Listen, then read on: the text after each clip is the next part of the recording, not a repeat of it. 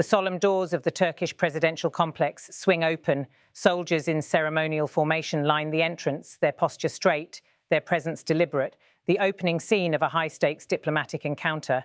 From within the complex emerges President Recep Tayyip Erdogan, striding forward with intent. He is here to welcome a leader whose presence in Ankara carries both symbolism and weight.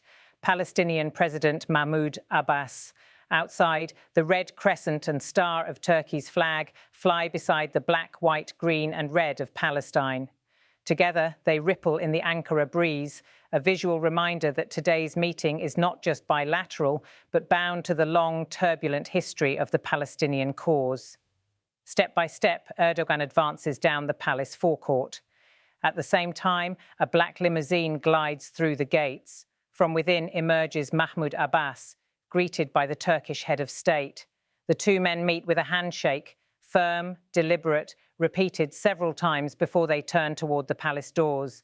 The cameras catch every angle, the handshake at the steps, the pause before entering, the symbolic walk through the palace corridors. Inside, another handshake and then another. Gestures choreographed as much for the domestic audience as for the international one. Finally, the two leaders take their seats, side by side, in the gilded halls of the Turkish presidency. This ceremony lasts only minutes on screen, but its significance reaches far beyond these images.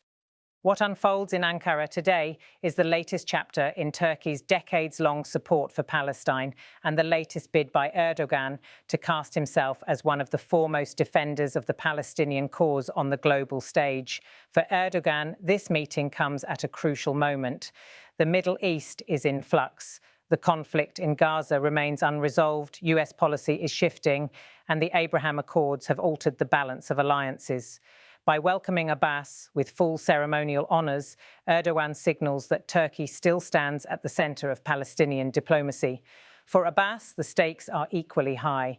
At 89, his leadership of the Palestinian Authority is questioned at home and abroad. Hamas continues to challenge his legitimacy. Younger Palestinians see him as distant from their daily struggles, and the dream of a two-state solution feels more remote than ever. Yet, by standing here in Ankara, welcomed as a head of state, seated as an equal, Abbas reasserts his relevance on the international stage. Turkey's support for Palestine is not new. Ankara formally recognized the state of Palestine in 1988 and has consistently condemned Israeli settlement policies. Erdogan himself has often taken the floor at the United Nations to call for justice, framing the Palestinian cause as not only a regional issue, but a global one. Today's images of handshakes and flags reaffirm that message once more. Behind closed doors, the agenda is expected to include humanitarian aid for Gaza, efforts to reconcile Palestinian factions, and Turkey's potential role as a mediator in future peace talks. While no major breakthroughs are anticipated from this single meeting, the optics themselves are powerful. They send a message to the Palestinian public: you are not alone, and your struggle is still recognized by powerful allies. The visit also carries domestic resonance for Erdogan. With Turkey grappling with economic challenges and foreign policy recalibrations, showcasing Ankara as a central actor in the Palestinian issue reinforces his image as a leader who defends Muslim causes beyond his borders. Observers note that this diplomatic choreography serves multiple audiences. For Palestinians, it is reassurance. For Turks, it is pride. For the wider Middle East, it is a reminder that Turkey remains an active and vocal player in a region defined by rivalry and shifting alliances. Abbas, for his part, gains more than optics.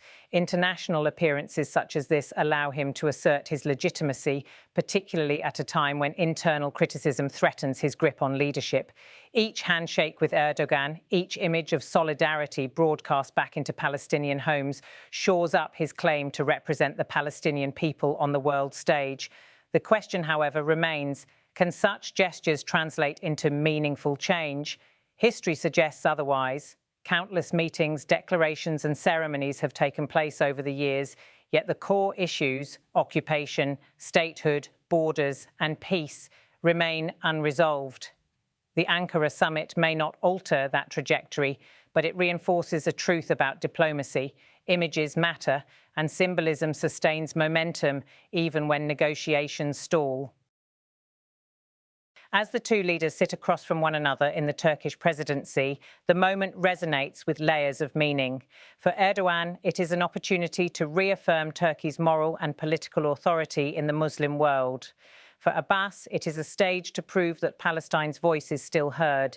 And for the watching world, it is a reminder that in the Middle East, handshakes and ceremonies are rarely empty gestures. They are messages, carefully crafted, widely broadcast, and deeply symbolic. From Ankara, today's images of Erdogan and Abbas walking side by side, flags fluttering, hands clasped, will circulate globally. And though the future of Palestine remains uncertain, one message emerges clearly. Turkey is determined to keep the Palestinian cause alive in the corridors of power, and Mahmoud Abbas is determined to be seen as its enduring representative. Ankara has delivered its message. The palace doors may have closed behind the leaders, but the images endure, powerful, deliberate, and deeply political.